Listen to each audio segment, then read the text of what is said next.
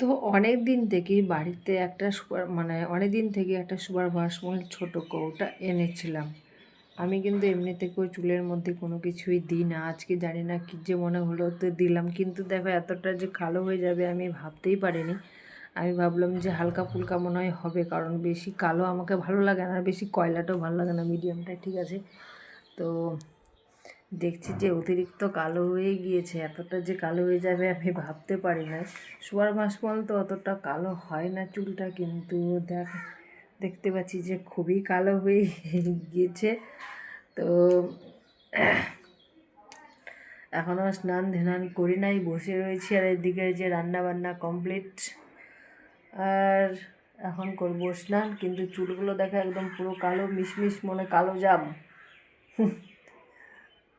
এতটা কালো হয়ে যাবে আমি তো কখনো ভাবতেই পারিনি। আমি ভাবলাম মনে হয় হালকা ফুলকা একটুখানি হবে, কিন্তু এতটা কালো।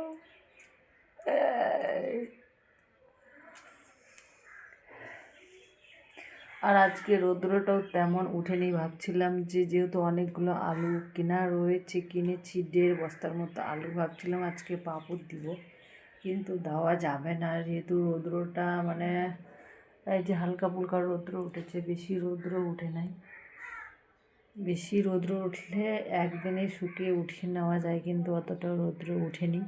তার জন্য ভাবলাম যে না থাক, আজকে দেবো না, কয়েকদিন পরে আবার দিব।